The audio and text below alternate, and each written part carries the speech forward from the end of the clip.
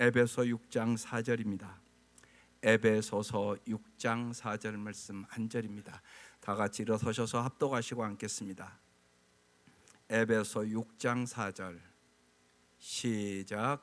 아비들아 너희 자녀를 노엽게 하지 말고 오직 주의 교훈과 훈계로 양육하라. 아멘. 오늘 말씀의 제목은 자녀는 인격적인 존재입니다. 자녀들이 다 커서 이미 이제 집을 다 나간 분들은 이런 생각을 할 것이에요. 과거에 내가 너무 몰라서 깨닫지 못해서 참 후회되는 일이 많고, 내가 지금 이런 것들을 잘 깨닫고 내가 지금 이만큼 믿음이 있으면 자녀들을 더 잘 길렀을 텐데.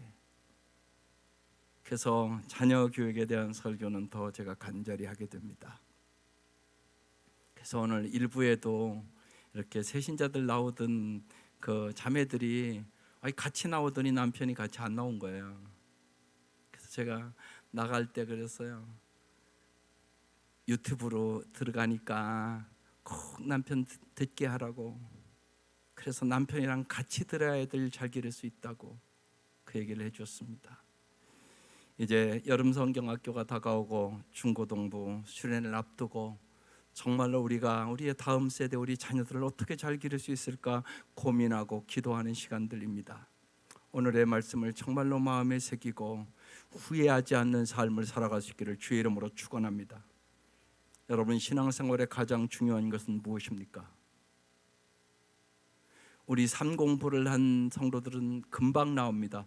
관계입니다. 첫째는 하나님과의 사랑의 관계이고, 하나님의 사랑을 경험한 사람만 정말로 이웃과 진정한 사랑의 관계를 가지고 살아갈 수 있기 때문에 그렇습니다. 한 장애인이 부채와 액자를 팔아서 500만 원을 남겼습니다. 그리고 평양 학교 짓는데 보내는데 내놨다는 것입니다. 그 모금을 하는 분이 그 장애인에게 물어봤습니다. 어떻게 그렇게 어렵게 모인 돈을 내놓을 수 있었냐고. 그러니까 그 장애아가 그랬습니다. 내 꿈은 사랑이거든요. 여러분의 꿈은 무엇입니까? 우리는 무엇보다 우리 자녀들이 정말로 사랑의 사람이 되길 기도하셔야 하는 것입니다. 아무리 출세하면 뭐합니까? 자기밖에 모르는데. 심지어는 권력과 돈 벌더니 남 무시하고 교만하고 잘난치기나 하고, 그래서 어디다 쓴단 말입니까? 정말로 우리는 무엇보다도 사랑의 사람이 되길 기도하셔야 하는 것입니다. 마태복음 22장에 주님은 신앙생활의 가장 중요한 것이 무엇인가를 우리에게 말씀해 주셨습니다. 선생님, 율법 중에서 어느 계명이 크니까? 예수께서 이르시되 내 마음을 다하고 목숨을 다하고 뜻을 다하여 주 너의 하나님을 사랑하라 하셨으니 이것이 크고 첫째 되는 계명이요 둘째도 그와 같으니 내 이웃을 내 자신같이 사랑하라. 이 말씀이 진실로 우리의 말씀 될 수 있기를 주의 이름으로 축원합니다. 먼저 정말로 여러분의 가정에서 정말 우리 엄마 아빠는, 우리 가정은 정말 오늘 이 아침 찬송한 것처럼 천국과 같아. 이것이 예수를 잘 믿는 것입니다. 이 은혜가 함께 하시기를 바랍니다. 그래서 오늘 말씀 자녀 교육에 대해서 말씀을 나누려고 그러는 겁니다. 오늘 에베소 6장 4절을 다시 한번 우리의 마음판에 새기겠습니다. 시작. 또 아비들아 너희 자녀를 노엽게 하지 말고 오직 주의 교훈과 훈계로 양육하라. 먼저 첫 번째 생각해야 될 것, 부모는 어떤 때 자녀를 노엽게 하는가?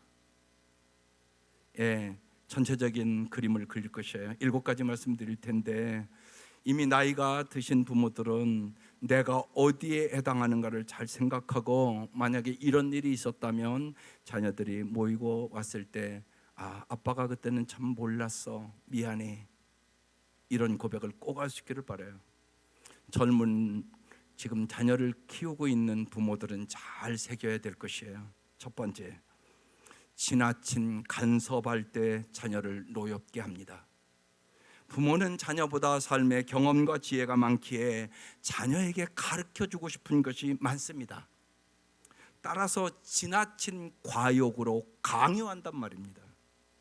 자녀를 향한 지나친 강요와 집착과 과잉 보호는 자녀를 분노하게 만듭니다. 두 번째, 무관심입니다. 아이는 부모의 관심 속에서 살아갑니다. 그런데 이제 부부가 직장 생활하고 그러면 아이들이 학교 갔다 와도 부모가 없습니다. 여러분, 외롭지 않다고 생각하십니까? 집에 왔는데 아무도 없어. 여러분, 잘 생각하셔야 됩니다. 여러분, 조금만 방심해도 여러분 가정에서 이 화분을 길러보면 꽃을 피지 않습니다. 화분 하나도 그렇습니다. 화분 하나도 내가 정성을 들인 만큼, 내가 물을 주는 만큼 자라고 꽃을 핍니다. 자식은 그렇지 않다고 어찌 생각할 수 있겠습니까?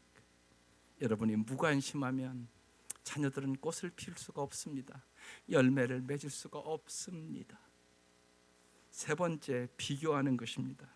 부모의 역할은 자녀가 있는 그대로 사랑할 줄 알게 하고 자기에게만 있는 고유한 하나님의 은사를 발견해서 살도록 부모가 잘 도와주셔야 하는 것입니다. 그런데 자꾸만 이웃과 돕고 1등만 하라고 그러고 은사와는 상관없이 세상의 가치관을 가지고 애들을 몰아붙이고 그런 부모들이 너무나 많은 것이에요. 그래서 한국의 아이들은 너무너무 행복하지 않은 아이가 많다고 그러는 것입니다. 부모가 비교의식 속에 살으니까. 네 번째는 부부 간의 불화입니다. 자녀에게 줄 수 있는 최고의 선물은 평화로운 가정 환경과 부부 사이의 친밀함입니다. 그래서 아까 찬송 부른 겁니다. 마른 떡 한 조각만 있고도 여러분, 화목한 가정이 자녀들을 행복하게 기를 수 있는 가정의 분위기가 되는 것이에요. 여러분, 봄이 되면 얘기하지 않아도 우리 마당에도 여러분 개나리가 핍니다. 한 번도 가서 개나리야 펴라 내가 한 적이 없습니다. 따뜻한 가정 안에서 자라야 그 아이들이 꽃이 피고 아름다운 삶을 살아가는 성품이 형성되기 때문에 그렇습니다. 다섯째, 자녀에 대한 높은 욕구가 아이들을 노엽게 합니다. 언제나 부모의 욕심이 문제입니다. 부모가 자신의 위신과 체면 때문에 자신의 기준에 맞추려고 애쓰면 아이들은 그의 내면의 분노가 쌓이게 되는 것입니다. 여섯 번째는 부모의 엄격함입니다. 조금만 실수해도 용납하지 않는 자비와 용서가 없는 가정에서 아이들은 숨이 턱턱 막힌다고 말합니다.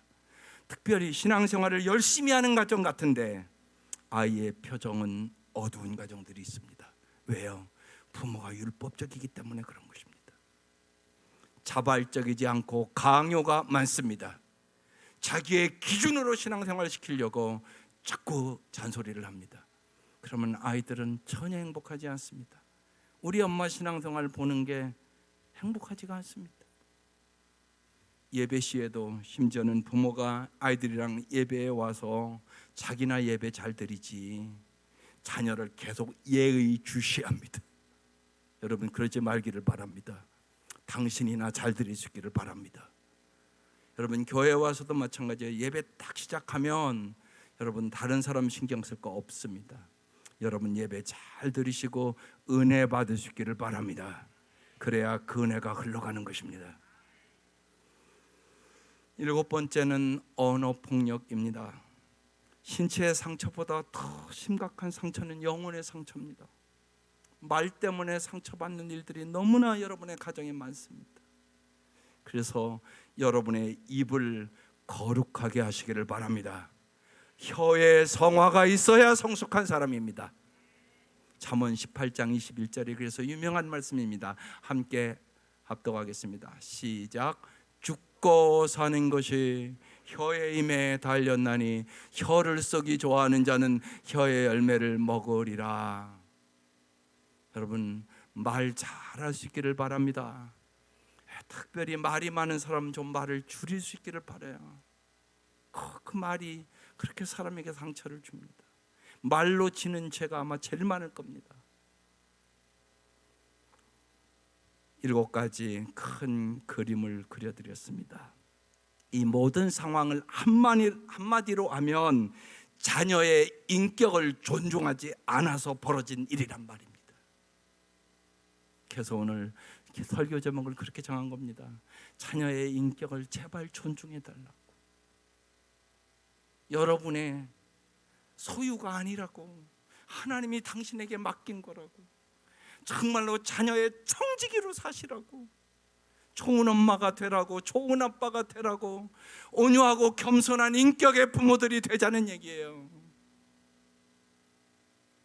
고린도전서 13장은 사랑장입니다. 거기에 사랑은 무례히 행치 않습니다, 이 말씀이 있습니다. 여러분 잘 생각해 보십시오. 자녀가 무례합니까? 부모가 무례합니까? 부모가 무례한 부모가 훨씬 많습니다. 함부로 하고 함부로 말하고 꼭 지 것처럼 얘기를 하고. 여러분, 예수 믿으면 내 자녀가 아닙니다. 하나님이 맡기신 자녀이십니다. 부모가 자녀에게 무례히 행하기 때문에 자녀가 노여워지는 것입니다. 자기 중심적인 사랑, 자기 만족을 위한 사랑은 도리어 자녀에게 큰 상처를 줍니다. 노여움은 자녀를 반항적인 기질로 만들게 되고 부모와 자녀의 관계를 깨트려지게 됩니다. 부모의 일방적인 강요는 자녀를 불행하게 만들게 되는 것입니다. 그래서 꼭 자녀를 오늘 이 시간 이후부터 인격적으로 대하시기를 주의 이름으로 축원합니다. 정말 언제나 그 생각을 해요. 무슨 일을 하든 죽게 하듯 하라. 거기에 하나님의 놀라운 은혜와 축복이 있습니다. 두 번째, 그러면 자녀를 노엽게 하지 않으려면 어떻게 해야 될까요? 먼저는 자녀를 제대로 이해하셔야 합니다. 영어의 단어에 이해란 단어는 영어로 understanding이라고 부릅니다. 아래로 내려간다는 의미입니다. 정말로 하나님이신 예수님이 이 땅에 오셔서 우리를 이해하시려고 인간의 몸을 입고 오셨습니다. 세상에서 가장 가난한 사람도 품어주시려고 말구이에 태어나셨습니다. 그것도 부족하셔서 정말로 그 시대도 가장 악질이 죽는 십자가에 죽으셨습니다. 여러분, 이 하나만 생각해도 우리에게 주신 은혜는 한량없는 은혜십니다. 내려가셔야 되는 것이에요. 자녀들을 이해하려면 여러분이 내려가셔야 된단 말이에요. 권위주의자가 되면 안 된다고요. 소통은 어렵고 공감은 더욱 어렵습니다. 어느 가정이고 소통이 잘 되고 공감이 잘 돼야 행복합니다. 자녀를 이해하는데 그래서 부모에게 요구되는 것은 인내입니다. 자녀가 성숙해 가는 데는 시간이 걸리고 그 시간 동안 부모는 잘 인내해야 하는 것입니다. 자녀들을 위하여 철야기도 하는 것도 중요하고 금식기도 하는 것도 중요하지만 더 중요한 건 자녀의 실수 앞에 얼마나 소망으로 사랑으로 참여하고 품어 주느냐가 더 중요하단 말입니다. 자녀를 양육하는 현장에는 그래서 언제나 십자가가 필요합니다. 이건 무슨 얘기냐? 죄인인 내가 자녀를 잘 기를 수 있는 능력이 없습니다. 여러분, 죄인이 죄밖에 더 지겠습니까? 여러분 잊지 마셔야 됩니다. 내가 죄를 져서 죄인이 아니옵니다. 내가 죄인이기 때문에 죄를 짓는 겁니다. 이걸 거꾸로 생각하지 마셔야 합니다. 그래서 반드시 십자가의 은혜가 필요한 것이에요. 십자가의 은혜를 여러분이 의지하지 않으면 자식을 잘 기를 수 있는 능력은 전혀 없습니다. 여러분, 십자가 외에는 죄사함 받을 길이 없다는 것을 믿지 않습니까? 그래서 날마다 자녀를 교육하면서 나는 죽고 예수로 사셔야 하는 것입니다. 제가 이전에도 여러 번 다음 이제 달에 또 한 번 이제 자녀 교육을 관심 가져야 되기 때문에 낼 것입니다. 당신이 옳다라는 책입니다. 정혜신 그 의사의 적정 심리학 책입니다. 그 서론에 이렇게 나옵니다. 충조평판, 충고, 조언, 평가, 판단만 안 해도 공감은 절반을 시작하신 것입니다. 그러면서 거기에 제가 여러 번 얘기했잖아요. 이 얘기가 나옵니다. 초등학교 아이가 학교에서 선생님에게 그 친구와 싸웠다고 아주 혼났습니다. 그래서 이제 집에 와서 엄마에게 그 얘기를 합니다. 그러니까 엄마가 또 충고합니다. 친구랑 싸우면 되겠어? 네가 참아야지. 그러면서 충고를 했습니다. 그 아이가 울면서 자기 엄마에게 하는 얘기입니다. 엄마는 그러면 안 되지. 내가 왜 그랬는지 물어봐야지. 선생님도 나만 혼내서 내가 얼마나 속상했는데 엄마는 나를 위로해 줘야지.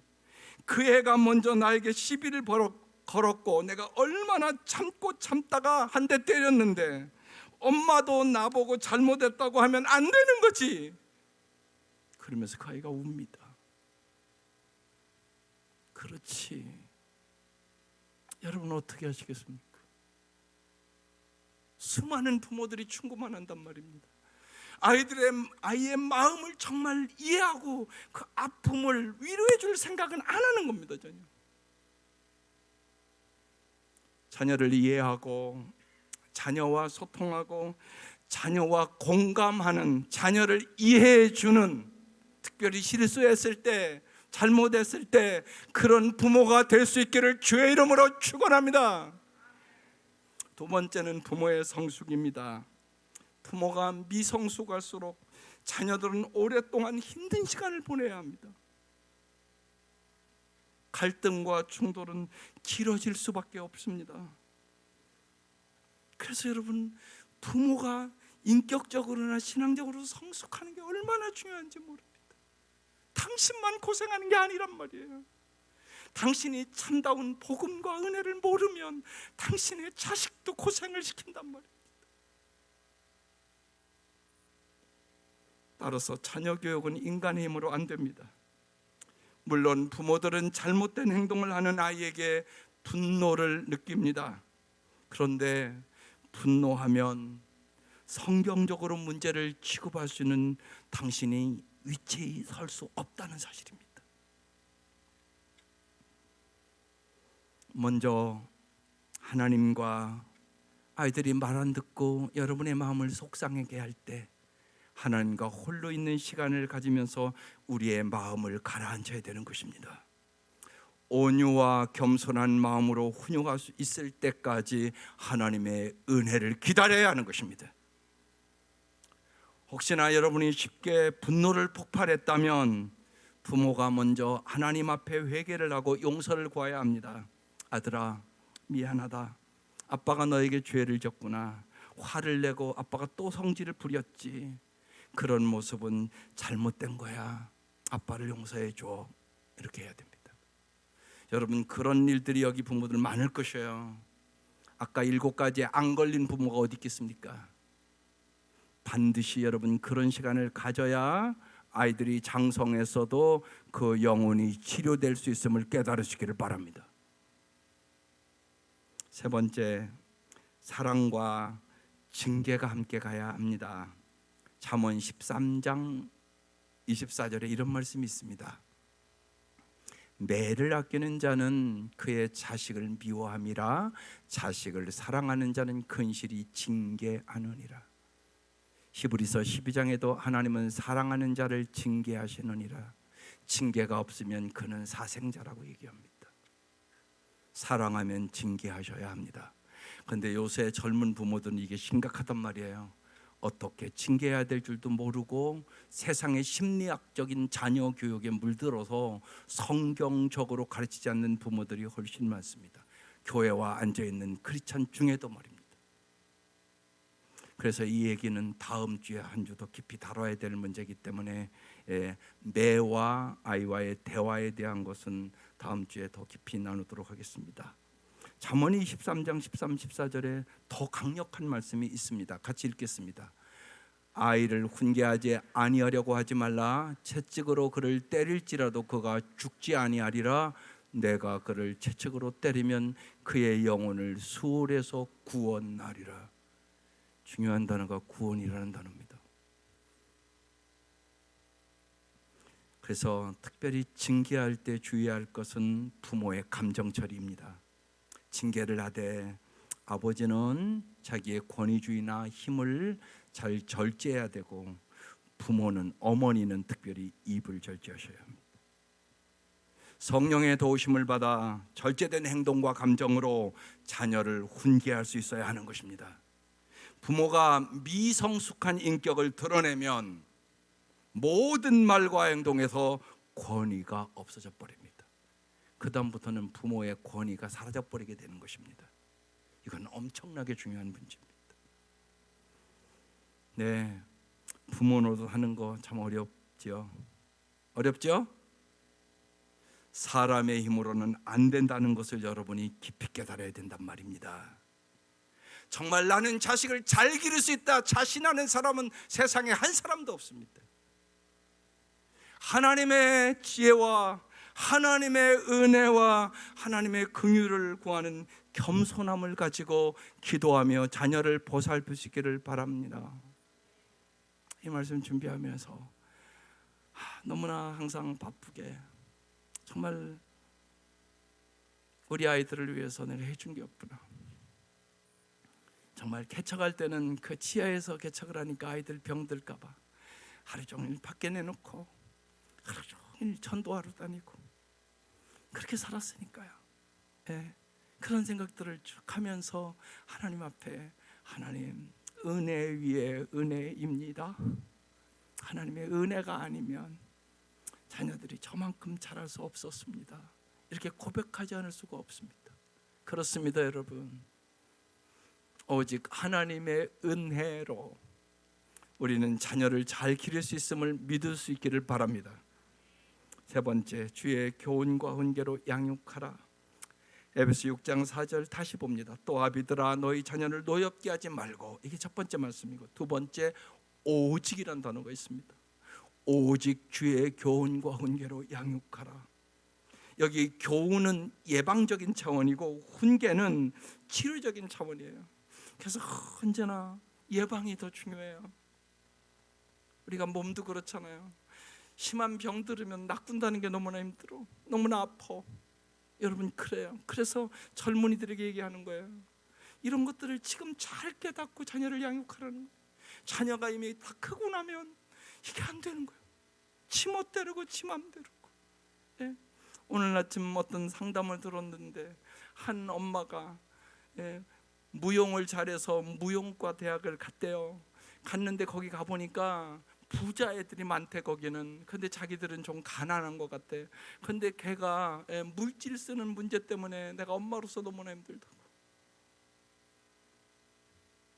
부자 애들이랑도 똑같이 자기는 어려운데, 그래서 이 아이가 물질에 쓰는 게 저렇게 방탕하니 내가 엄마로서 어떻게 해야 될지를 모르겠다고 그렇게 상담하시더라고. 목사님 그렇게 가르쳐 주셨어요. 서두르지 마시라고, 인내하셔야 된다고. 그런데 이렇게 얘기했어요. 10년은 해야 될 거라고. 여러분, 한 사람의 가치관을 아름답게 만드는 게 하루 이틀에 되는 게 아니에요. 가치관이 병들면 그 아이는 평생 잘못 살 수도 있어요. 특별히 물질의 가치관은 말할 것도 없잖아요. 그러니까 우리가 얼마나 깨닫고 얼마나 간절히 기도하고 올바른 가치관을 심어줘야 될지 이 아침 진실로 깨달으시기를 주의 이름으로 축원합니다. 자녀 교육의 기준은 언제나 하나님의 말씀이어야 하는 것이에요. 교육의 주도권을 하나님께 맡겨야 하는 것이에요. 한 가지 분명한 결론은 부모의 잔소리는 자녀의 인생을 바꿀 수 없다는 것이에요. 자녀 스스로 주님의 인도와 통제 가운데 들어갈 수 있도록 부모가 언제나 최선을 다하여 도와줘야 하는 것이에요. 부모는 자신의 한계를 인정할 줄 아셔야 돼요. 특별히 부모가 가진 편견, 부모가 가진 잘못된 가치관, 세속적인 가치관을 심어주지 않도록 부모가 끊임없이 성경적인 가치관을 가져야 되는 것이에요. 자녀의 삶을 바꿀 힘은 세속적인 가르침이 아니라 하나님의 말씀의 능력에 있음을 부모가 확신할 수 있기를 바랍니다. 부모가 자녀들에게 남겨줄 가장 중요한 유산은 하나님의 말씀이란 말입니다. 오직 주의 교훈 관계로 양육하라고 얘기하는 것이에요. 이렇게 양육하려면 부모 자신이 말씀을 깨달아야 되는 것이에요. 말씀을 깨닫고 내가 말씀대로 살아가려는 노력을 할 때 자녀들도 그렇게 살아가는 거란 말입니다. 부모의 이중성, 부모의 위선, 부모의 말과 행동이 불일치가 문제를 일으키는 것이에요. 입으로는 신앙이 최고라고 말하면서 예배는 무슨 일만 있으면 빠지고, 예배가 제일 삶을 보니까 중요한 것이 아니고, 예배 드리는데 텔레비는 보고 있으면서 예배는 안 가고, 또 하나님이 최고라고 그러면서 사는 거 보면 돈이 최고고. 여러분, 그렇게 살면 그 아이들이 정말 하나님의 말씀이 최고인 걸 모르는 것이에요. 부모가 먼저 말씀 앞에 서는 것보다 중요한 것은 없어요. 물론 부모는 완벽할 수 없습니다. 그러나 신앙의 진정성, 신앙의 진실성만은 보여줘야 되는 거잖아요. 엄마 아빠가 잘 안 되지만 이렇게 말씀대로 살아야 진짜 너희들이 복을 받을 수 있어. 이것을 진정성을 보여줘야 된단 말이에요.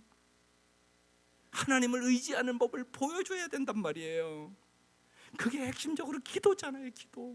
기도하는 것들을 보여주셔야 된다고. 가정에서 누가 주의 교양 관계로 양육합니까? 오늘 아비드라 그렇게 나옵니다. 여기 아비드라는 아버지만 그런 의미가 아닙니다. 부모를 말하는 것입니다. 자녀의 신앙교육의 일차적인 책임은 부모가 져야 합니다. 교회는 도와주는 것입니다. 생각해 보세요. 오늘도 애들 와서 1시간 동안 예배 드렸습니다. 여러분, 그 1시간으로 되겠습니까? 여러분이 가정에서 몇 시간을 같이 보냈는데, 여러분이 올바른 가치관과 성경을 날마다 읽으면서 가르쳐야 되는 것입니다. 오늘날 정말로 그래서 여러분 자꾸만 강조하는 겁니다. 가족 목장을 아이들과 꼭 해보십시오. 지금 어머니 기도에서는 제가 추천해서 밥상머리 교육이라는 책을 같이 그 어머니들이 같이 읽습니다. 밥상머리에서 어떻게 교육해야 되는 것인가. 신앙의 우선순위가 이제 아이들의 입시 때문에 완전히 밀려버렸습니다. 신앙의 우선순위가 밀려나고 나면 미래가 불투명해집니다. 그 대가는 생각보다 크다는 사실을 오늘 이 아침 여러분 깨달으시기를 바랍니다.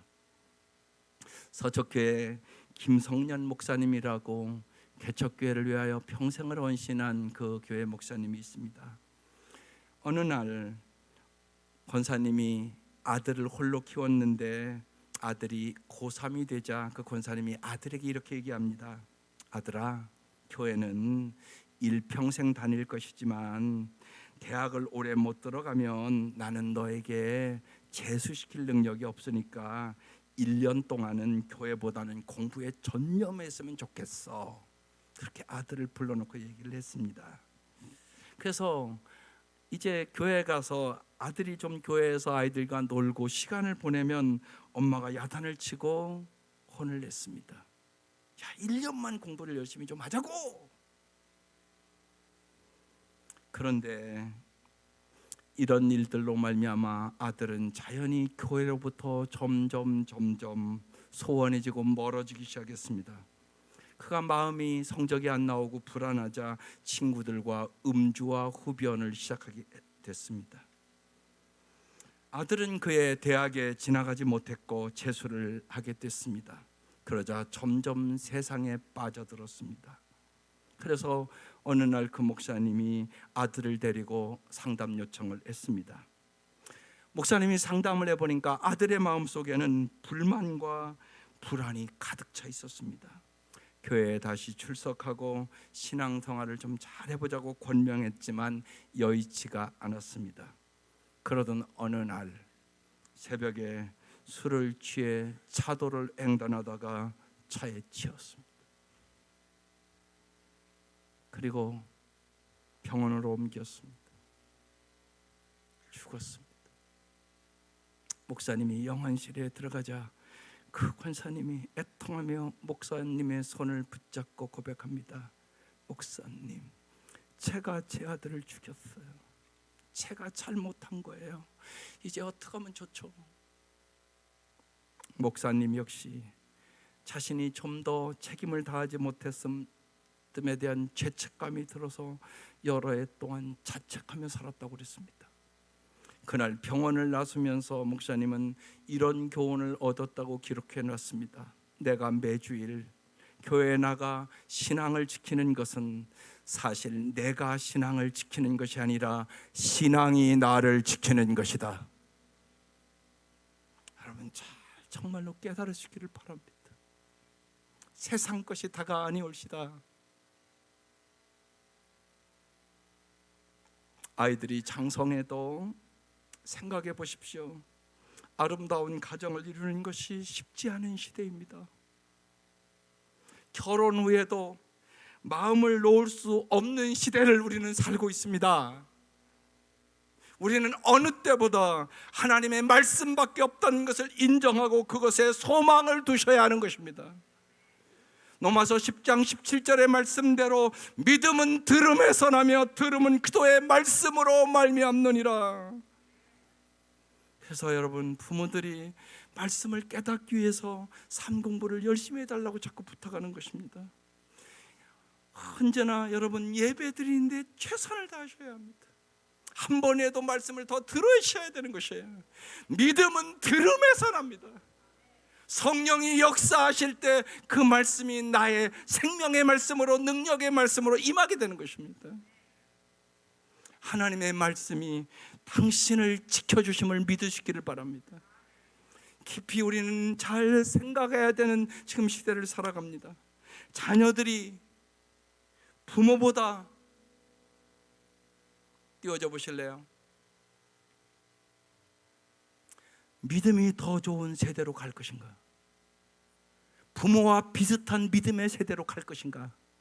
부모보다 훨씬 더 떨어진 세대가 될 것인가? 여러분, 가슴에 손을 얹고 질문에 대답을 하라고요.